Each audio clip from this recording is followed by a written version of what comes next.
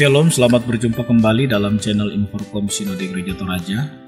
Melalui video tutorial kali ini, kami dari Biro Inforkom Sinode Gereja Toraja akan memperkenalkan aplikasi Sistem Informasi Gereja Toraja.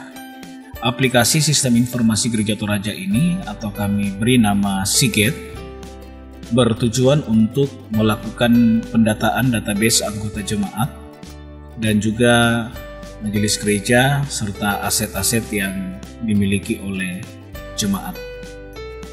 Sistem informasi ini dirancang dan didesain secara online.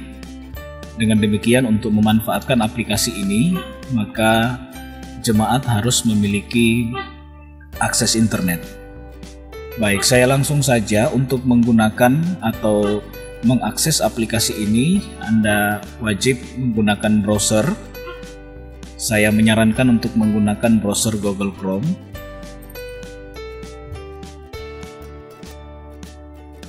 Kemudian pada bagian link, pada bagian alamat, silakan mengetikkan nama alamat aplikasi ini, yaitu siget.apps/gerejatoraja.org. Kemudian tekan enter dan Anda akan langsung diarahkan ke halaman login dari sistem informasi ini. Masukkan username dan password yang Anda dapatkan dari pengurus klasis Anda masing-masing. Melalui tutorial ini saya akan menggunakan salah satu user jemaat, yaitu Jemaat Palopo.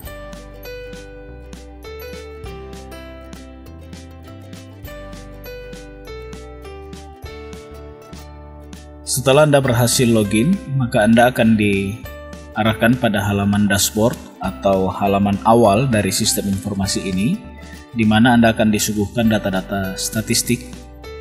Data-data statistik ini akan terisi secara otomatis ketika Anda melakukan penginputan dari data-data anggota jemaat. Jadi sistem akan melakukan perhitungan secara otomatis tentang statistik potensi dalam jemaat kita masing-masing. Misalnya berapa jumlah kepala keluarga, itu akan terbagi berdasarkan kelompok pelayanan yang dimiliki oleh jemaat. Kemudian kategori jenis kelamin, pria dan wanita, status keanggotaan, dan status pernikahan. Di bagian bawah ada klasifikasi anggota jemaat berdasarkan usianya, kemudian berdasarkan pendidikan, dan berdasarkan pekerjaan. Paling bawah itu ada notifikasi daftar nama anggota jemaat yang berulang tahun pada bulan yang sedang aktif. Kemudian menjadi perhatian khusus bagi kita sebelum melakukan pengisian data anggota jemaat, maka hal yang pertama harus dipastikan ialah apakah jemaat Anda terbagi dalam kelompok atau sektor pelayanan atau tidak. Kalau jemaat Anda tidak memiliki kelompok atau sektor pelayanan, maka Anda tidak perlu melakukan settingan lebih jauh. Namun jika di dalam jemaat Anda terbagi atas kelompok atau sektor pelayanan, maka sebelum melakukan pengisian anggota jemaat, data anggota jemaat, maka terlebih dahulu Anda harus mengisi daftar kelompok pelayanan. Anda buka menu setting pada bagian kiri, kemudian Anda pilih submenu kelompok pelayanan. Silakan menginput kelompok pelayanan atau sektor pelayanan atau apapun namanya dalam jemaat Anda masing-masing. Semisal saya mengisi sektor 1. Jadi dalam jemaat, semisal dalam jemaat ini terbagi atas 2 sektor pelayanan, maka saya akan mengisi terlebih dahulu sektor pelayanan tersebut, yaitu sektor 1 dan sektor 2. Setelah itu saya ke menu yang kedua, yaitu daftar anggota. Di sini pada poin yang pertama pada submenu yang pertama ada anggota jemaat. Saya pilih anggota jemaat, dan apakah data anggota jemaat tersebut ada di sektor 1 atau sektor 2. Jadi semisal dia ada di sektor 1, saya tentukan dulu sektor pelayanan mana yang akan saya input. Saya memilih sektor 1, kemudian saya menginput kepala keluarga. Jadi yang pertama dilakukan dalam pengisian data jemaat, data anggota jemaat, ialah mengisi data kepala keluarga. Nah, ini penting untuk kita pahami bersama. Jadi kepala keluarga yang kita maksudkan di sini adalah kepala keluarga dalam jemaat Gereja Toraja. Sehingga ada beberapa kasus di mana semisal sebuah keluarga suaminya beragama lain atau dari denominasi lain, atau bukan anggota jemaat kita, mungkin anggota gereja yang lain. Semisal ada keluarga yang suaminya beragama Katolik dan istrinya beragama Kristen Protestan dan bergereja di Gereja Toraja, anggota jemaat kita. Maka yang kita isi sebagai kepala keluarga adalah istrinya, bukan suaminya. Jadi prinsipnya ialah yang menjadi kepala keluarga adalah anggota jemaat kita. Semisal ada kasus di mana keluarga yang suaminya atau kepala keluarganya itu beragama lain atau di denominasi lain. Jadi yang diisi adalah istrinya. Saya mengisi satu kepala keluarga di sini. Semisal Bapak Bartolomeus Parura. Ini hanya nama anonim saja sebagai contoh atau tutorial. Nama panggilan di sini Anda bisa isi apa saja yang familiar dipanggil atau melekat pada nama orang tersebut. Biasanya orang Toraja mengenal istilah Bapak siapa atau Mama siapa atau kakek siapa. Semisal saya mengisi misalnya nama panggilannya Bapak Anto, kemudian jenis kelaminnya laki-laki, tempat lahirnya Toraja, kemudian untuk tanggal lahir Anda cukup klik pada bagian tanggal lahir, akan terbuka kalender. Dan untuk memilih tahun, yang pertama kita pilih adalah tahun, maka kita klik pada bagian tengah ini sampai tahunnya seperti ini tampilannya, untuk memudahkan kita melakukan scroll pencarian tahun. Saya ulang ya. Jadi pada bagian ini cukup mengklik bagian tanggal, kemudian pada bagian tengahnya setelah kalender terbuka, klik sekali lagi agar 2 tahun muncul seperti ini. Kemudian kita geser ke belakang untuk mencari tahun lahirnya. Katakanlah Pak Bartolomeus itu lahir di tahun 1978. Kemudian bulan berapa? Katakanlah bulan Juni dan tanggal 13. Jadi beliau lahir tanggal 13 Juni 1978. Kemudian golongan darahnya, katakanlah golongan darahnya B. Nomor handphonenya, saya sarankan untuk mengisi nomor handphone dengan lengkap untuk memudahkan komunikasi ketika kita membutuhkan data. Kita sudah punya record tentang nomor kontak dari anggota jemaat kita.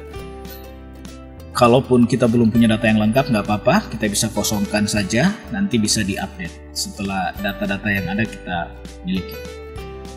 Katakanlah alamatnya di Jalan Kasuari nomor 11. Kemudian pekerjaannya, dia adalah pegawai negeri PNS, pendidikan terakhirnya S1. Di sini adalah bagian penginputan foto. Anda cukup mengklik pada bagian pilih foto dan akan terbuka folder dalam komputer Anda untuk memilih foto dari anggota jemaat yang Anda ingin masukkan. Tetapi penting untuk diingat bahwa ada batasan, yaitu ukuran yang diterima oleh sistem ini ialah foto dengan ukuran 100 KB. Jadi lebih dari 100 KB maka sistem akan menolak foto tersebut. Jadi fotonya harus berukuran maksimal 100 KB. Kemudian status keanggotaannya, dia adalah anggota CD, kemudian dia telah menikah dan berdomisili dalam jemaat.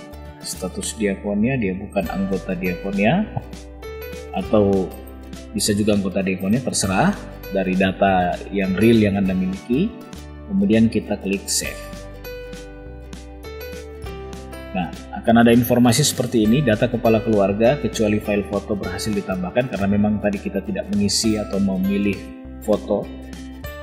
Kita sudah punya data seperti ini kepala keluarganya, jadi kita sudah punya satu data kepala keluarga. Nah, untuk menambah anggota keluarganya, pada menu sebelah kanan di sini ada edit, ada menu detail dan menu input anggota. Jadi menu edit ini bertujuan untuk melakukan perbaikan data dari yang sudah kita input tadi. Katakanlah ada kesalahan penginputan data, semisal golongan darahnya bukan darah B, tetapi darahnya adalah darah A. Maka kita mengganti di sini, memperbaiki data yang kita input tadi, kemudian kita save. Maka data tersebut akan berubah. Kemudian ada menu detail. Menu detail ini untuk melihat data dirinya secara lengkap, anggota tersebut, dan juga nanti di sini akan terpampang data anggota keluarganya yang lain. Kalau kita sudah mengisi data anggota keluarganya yang lain. Saya kembali dulu ke daftar anggota jemaat yang tadi. Kemudian saya input anggotanya. Input anggota keluarga. Nah, di sini ada hubungan keluarga. Jadi istrinya. Jadi kalau kita membaca ini, istri dari Bartolomeus Parura atau anak dari Bartolomeus Parura. Nah, jadi saya pilih istri, kemudian statusnya ialah anggota jemaat, kemudian nama lengkap, nama panggilan, dan sebagainya. Pada bagian alamat ini, jika anggota keluarga dari kepala keluarga tersebut tinggal serumah, artinya berdomisili dalam jemaat, maka Anda tidak perlu lagi mengisinya karena otomatis akan terisi dari data alamat kepala keluarganya. Kecuali jika status domisilinya di luar jemaat, artinya anggota keluarganya tidak tinggal serumah dengan kepala keluarganya. Tetapi kalau mereka tinggal bersama, maka Anda tidak perlu repot-repot mengisi alamat, karena otomatis data alamat dari kepala keluarga akan terisi sama pada semua anggota jemaat, semua anggota keluarganya. Kemudian pekerjaannya PNS, kemudian pendidikan terakhir itu S1, status keanggotaan anggota CD, telah menikah dan dalam jemaat, bukan anggota diakon. Save. Nah, kita sudah punya dua data anggota jemaat. Ini secara berurut tersusun. Artinya ini adalah kepala keluarganya, ini istrinya. Dan kalau kita klik detail salah satu saja di bagian, apakah di bagian kepala keluarga atau salah satu anggota keluarganya misalnya, maka kita akan melihat. Jadi di sini sudah ada dua data. Yang pertama adalah kepala keluarganya, detail kepala keluarga, dan detail istrinya, anggota keluarganya. Kita tambah satu lagi anggota keluarga, yaitu anak. Jadi, pada bagian anggota jemaat, kemudian input anggota pada kepala keluarga. Jadi menu input anggota ini hanya ada pada anggota jemaat yang berstatus sebagai kepala keluarga. Kita pilih di anak dari Bartolomeus Parura, kemudian alamat. Nah, ini dalam kasus yang saya katakan sebelumnya bahwa anak tersebut sedang studi, katakanlah di Surabaya atau di Bandung misalnya, Jalan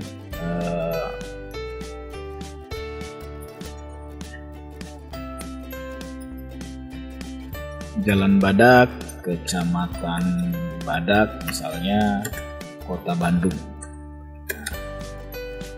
karena anak tersebut sedang menempuh pendidikan di kota lain, semisal atau bekerja di kota lain dan dia belum berkeluarga dan masih menjadi satu bagian dari keluarga Pak Bartolomeus. Pekerjaannya sementara studi, pendidikan terakhirnya adalah SMA, artinya sementara studi S1 mungkin, jadi pendidikan terakhirnya adalah SMA. Status keanggotaannya adalah anggota CD, status pernikahan belum nikah, status domisilinya luar jemaat. Kalau Anda mengisi dalam jemaat, maka data di sini tidak akan berfungsi. Tapi karena dia tinggal tidak serumah, maka kita pilih luar jemaat. Kemudian bukan anggota dia, save. Nah, setelah kita save, kita sudah punya 3 data seperti ini. Yang kalau kita klik detailnya, maka akan ada 3 data anggota keluarga dari Bapak Bartolomeus Parura. Dari alamat kelihatan, kepala keluarga di Jalan Kasuari nomor 11, istri Jalan Kasuari nomor 11, sementara anaknya tinggal di Jalan Badak, Kecamatan Badak, Kota Bandung. Karena domisilinya di luar jemaat, artinya tidak tinggal serumah. Kemudian kita kembali ke halaman dashboard. Di halaman dashboard kita sudah mendapat angka statistik yang dihitung oleh sistem, yaitu di sektor 1 ada 1 kepala keluarga. Anggota jemaat itu ada 2 laki-laki dan 1 perempuan. Anggota CD ada 3. Anggota yang telah menikah ada 2 dan yang belum menikah 1. Ini datanya. Kemudian pada klasifikasi usia kita juga sudah melihat ada pembagian statistik di sini muncul perhitungan berdasarkan sistem yang ada. Kita ke daftar anggota. Di sini ada daftar anggota berdasarkan usia. Jadi kita bisa melihat daftar anggota jemaat berdasarkan usia. Di sini berusia 26 sampai 35 tahun itu ada 1 orang, yaitu kepala keluarga yang tadi kita input berusia 31. Di sini yang berusia 36 sampai 45 tahun itu ada 2. Maaf, yang tadi ini anaknya dan yang ini adalah ibu dan ayahnya. Jadi terbagi berdasarkan kategori usia. Kemudian di sini ada berdasarkan kategori pendidikannya. Datanya di sini, ini yang S1. Di sini pasti ada yang SMA. Nah, anaknya yang datanya SMA tadi.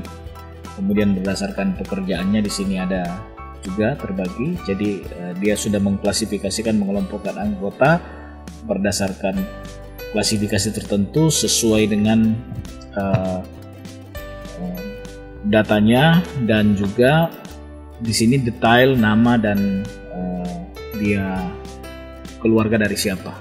Berbeda dengan di bagian dashboard tadi.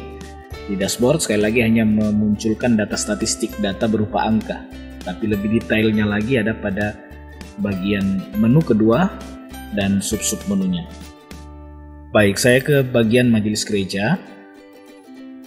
Di menu majelis gereja, yang pertama kita lakukan adalah menginput periode majelis gereja. Jadi katakanlah periode majelis gereja periode 2019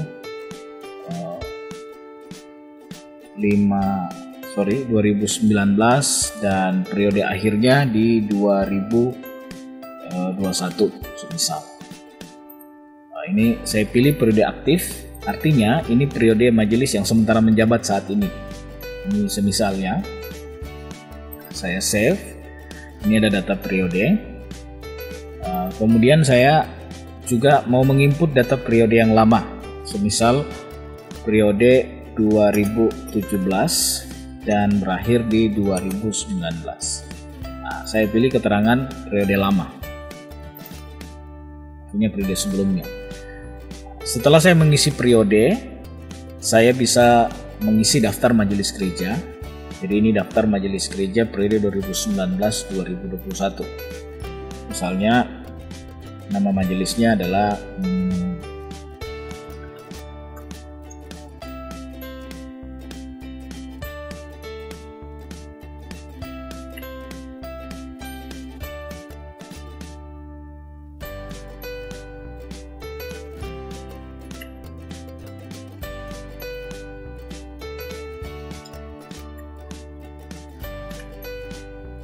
nomor HP,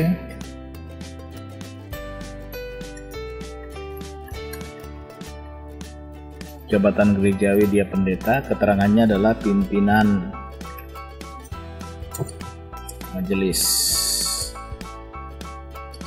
jemaat. Saya save, maka sudah ada data majelis gereja periode 2019-2021. Tombol edit di sini untuk melakukan perbaikan data jika ada perbaikan data yang ingin dilakukan. Dan semisal saya ingin menginput data periode majelis sebelumnya, karena ini adalah data periode majelis yang aktif saat ini, untuk menginput data periode majelis yang sebelumnya saya cukup memilih periode sebelumnya, maka saya sudah bisa mengisi data periode majelis sebelumnya. Jadi dengan demikian kita punya data record tentang majelis gereja yang menjabat dari masa ke masa. Kemudian pada menu berikutnya, menu keempat yaitu menu aset jemaat. Ada dua submenu, yang pertama adalah anggaran jemaat. Kemudian ada inventaris jemaat. Jadi ada beberapa jenis di sini yang bisa Anda pilih untuk isi. Misalnya gedung gereja, statusnya bagaimana, apakah sertifikat hak milik atau akte jual beli dan lain sebagainya. Katakanlah sertifikat hak milik. Kemudian keterangannya semisal bangunan semi permanen dan keterangan-keterangan lainnya yang berguna untuk Anda record. Anda bisa ketik pada kolom keterangan kemudian klik save. Nah, kita punya data di sini sudah masuk untuk aset jemaat. Jika Anda ingin melakukan perubahan atau perbaikan data, cukup klik tombol edit. Kemudian ada form atestasi. Nah, ada form atestasi. Di form atestasi ini ada anggota keluar dan anggota masuk. Anggota keluar artinya Anda melakukan atestasi. Anggota jemaat Anda keluar dari jemaat ke jemaat lain. Sementara untuk anggota masuk artinya ada permohonan dari jemaat lain untuk mengatestasi anggotanya ke dalam jemaat Anda. Ini saya kembali dulu bagaimana melakukan proses atestasi atau memindahkan anggota jemaat kita ke jemaat lain.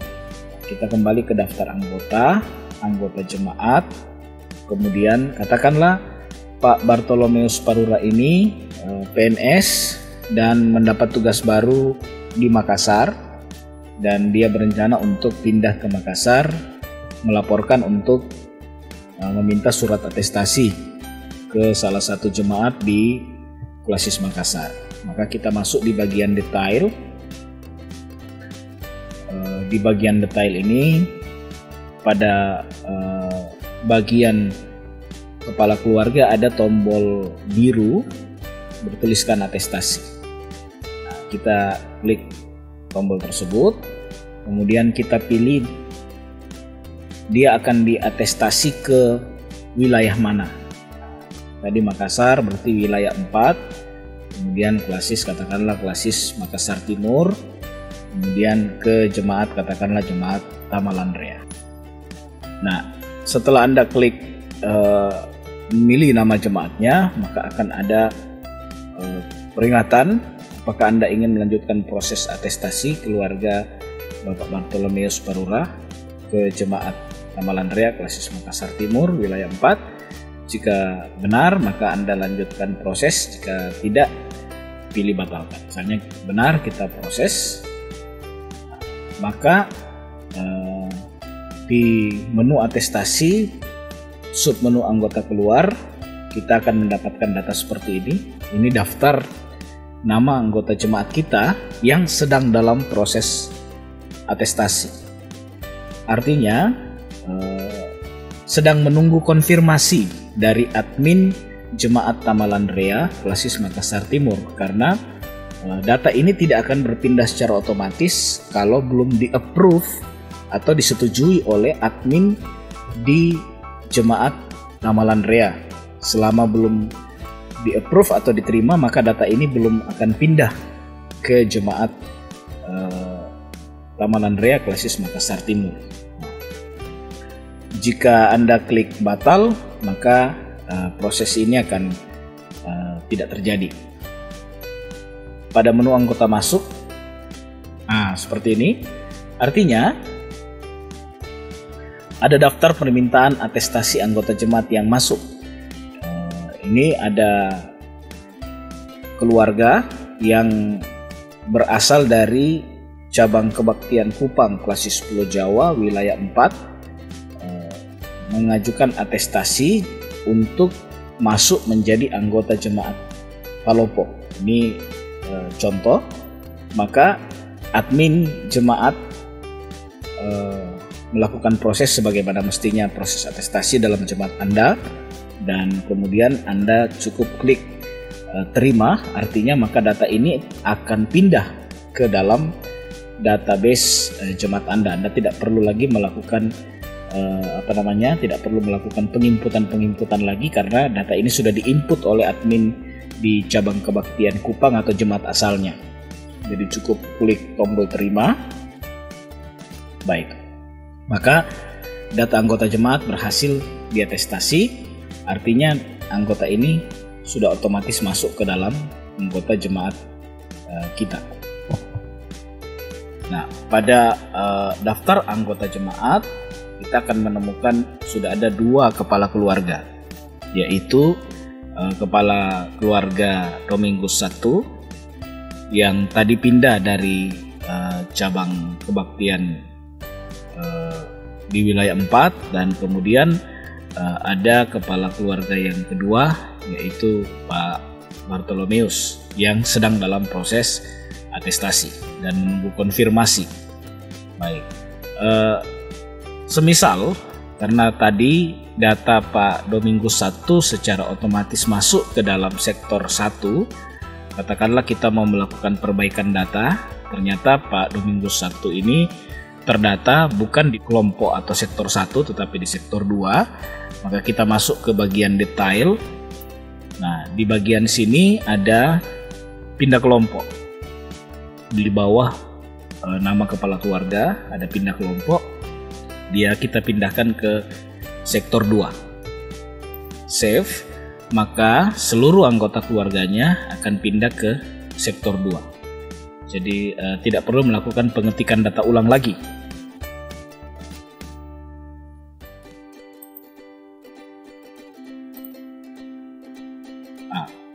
Ini ada sektor 2, ada sektor 1. Kalau kita hanya mau melihat data sektor 1 saja, kita cukup klik sektor 1, maka dia hanya akan memunculkan data sektor 1, atau sektor 2 saja, dia akan memunculkan data sektor 2 saja. Di bagian ini juga ada menu search. Jadi katakanlah kita ketik keyword atau kata kunci pencarian, misalnya Makassar, maka dia akan mencari kata kunci Makassar yang ada di tabel ini, dalam kolom ini, sehingga hanya yang mengandung kata Makassar saja yang dia filter untuk memudahkan proses pencarian nama anggota jemaat. Situasi yang lain lagi sehubungan dengan data jemaat, semisal salah satu dari anak Bapak Domingus 1 telah menikah, yaitu anak laki-lakinya, maka kita edit datanya, statusnya menjadi status pernikahannya menjadi nikah. Save. Ketika kita rubah statusnya menjadi nikah, maka ada menu baru di bagian bawah datanya, yaitu kakak baru. Artinya saudara Derel ini, putra dari Pak Domingus ini, sudah menikah, dan kita pisahkan kakaknya, tidak lagi melekat dalam satu kakak yang sama. Dia menjadi kakak baru. cukup klik tombol KK baru. Anda tidak perlu melakukan penginputan, dia sudah menjadi kepala keluarga yang baru. Dalam daftar anggota jemaat sudah ada 3 kepala keluarga. Kepala keluarga yang pertama adalah Domingus I, kepala keluarga kedua adalah Darrell putra Domingus yang tadi telah menikah. Kemudian kepala keluarga yang ketiga ialah Bapak Bartolomeus yang sedang dalam proses menunggu konfirmasi mutasi. Datanya belum akan hilang selama belum dikonfirmasi oleh admin jemaat yang dituju untuk diatestasi. Tapi kalau sudah di approve atau diterima, maka data ini otomatis akan hilang dari dalam daftar anggota jemaat kita. Dengan demikian, setelah Saudara Darrell menjadi kepala keluarga, kita bisa melakukan penginputan anggota keluarganya. Pada menu yang terakhir, yaitu menu cari anggota jemaat, di sini Anda akan disuguhkan data dari seluruh Gereja Toraja yang telah melakukan penginputan database anggota jemaatnya, memudahkan kita dalam proses pencarian anggota jemaat. Semisal kita mau mencari seseorang yang bernama, katakanlah Barto, kita cukup klik tombol cari, maka dia akan memunculkan siapa saja yang namanya mengandung kata Barto. Di sini ada data Bartolomeus Parula, dan ini bukan hanya memunculkan data dalam jemaat kita saja, tetapi memunculkan data dari seluruh Gereja Toraja, karena sistem ini adalah sistem online. Kita dimudahkan untuk melihat data ini. Fungsi dari data ini kadang-kadang seringkali ada anggota jemaat yang ingin menikah dan kita ingin mengecek statusnya, apakah dia anggota CD atau sudah menikah atau bagaimana. Maka data ini memudahkan kita untuk melakukan pengecekan dari daftar anggota jemaat.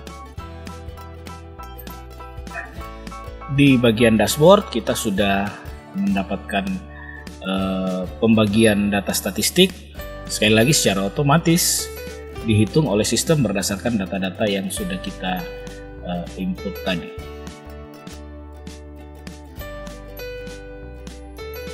Sistem informasi ini adalah sistem informasi yang kita kembangkan sendiri dalam Gereja Toraja,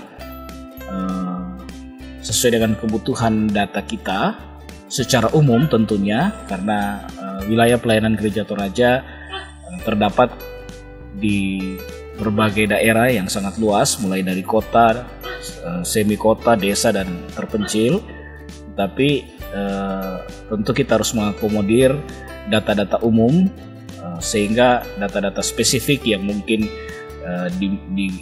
dibutuhkan di daerah kota mungkin tidak akan sepenuhnya terakomodir di sini, tetapi cukup untuk menjadi database besar dari Gereja Toraja untuk mengetahui secara pasti berapa sebenarnya anggota Gereja Toraja secara umum. Jika Anda selesai melakukan berbagai aktivitas penginputan, updating data, penginputan data, atau membaca data dan lain sebagainya dalam sistem informasi ini, pastikan Anda menekan tombol logout di pojok kanan atas. Hal ini bertujuan untuk mengakhiri sesi Anda dalam aplikasi ini. Dengan demikian, ini akan mengamankan data kita, sehingga data-data anggota jemaat kita itu tidak jatuh ke tangan yang salah dan juga digunakan secara benar oleh orang yang berhak tentunya. Saya kira itu tutorial dari kami Biro Inforkom Sinode Gereja Toraja dalam menggunakan, memanfaatkan sistem informasi yang dibuat dan didesain oleh Biro Inforkom Gereja Toraja. Jika ada hal-hal yang belum jelas dalam video tutorial ini, Anda dapat menghubungi Biro Inforkom Gereja Toraja melalui nomor telepon yang tertera, atau via WhatsApp, atau via email. Kami akan berusaha untuk menjawab dan memberikan penjelasan sesuai dengan kemampuan kami sehubungan dengan sistem informasi Gereja Toraja ini. Adapun setiap saran, sumbangsi pikiran dalam rangka semakin melengkapi sistem informasi ini demi kebutuhan pelayanan Gereja Toraja akan menjadi sesuatu yang sangat kami harapkan untuk semakin mendukung pelayanan Gereja Toraja. Sekian dari kami, Biro Inforkom Gereja Toraja. Tuhan memberkati.